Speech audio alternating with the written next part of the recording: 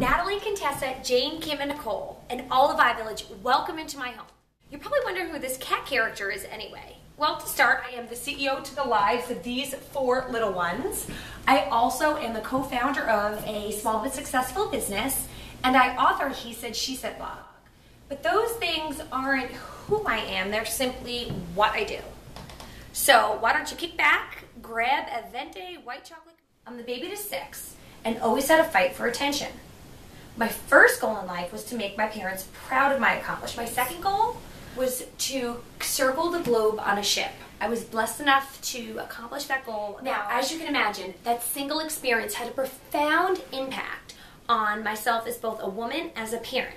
The final goal of mine that I would like to address today is something that is so important to me: to instill unwavering self-confidence in the lives of my 4 children. So what I would like to do is hop over into the home of someone who I truly admire. She's doing an incredible job raising self-awareness in her 3 girls. You'll see what I mean. Oh, and quickly before we head over, I wanted to share with you a parenting tip. Please don't use the word perfect with your children anymore.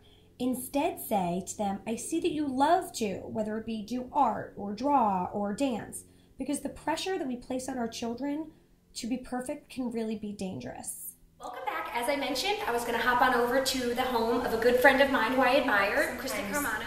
Kids from a very young age are almost trapped where their parents want them to go to a certain school, and I think that can really set up a child for failure if they don't quite reach that. And it sounds like kind of the lack of pressure from your parents actually did you a service instead of a disservice. You'd think it would be the other way around. Right. But parents encouraged us to do our best, and that was where the emphasis was. Okay. It wasn't necessarily on achieving perfection. Anytime you can teach your child to be self-sufficient rather than always do everything for them, it just really builds their self-confidence. They start to feel like, you know what, I can do anything. And these examples that Christy's mentioning remind me of lots of things that are in the media right now about helicopter parents. And I see a huge parallel. Right. Ironically enough, it's almost like you're doing the antithesis of being a helicopter parent when they're younger, so when they're older.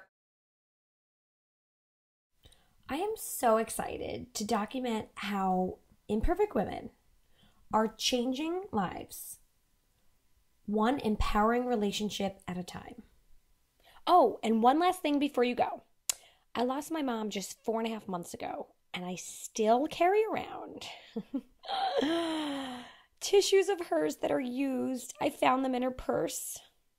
But shh, please don't tell anybody. They'll think I'm half as crazy as I really am.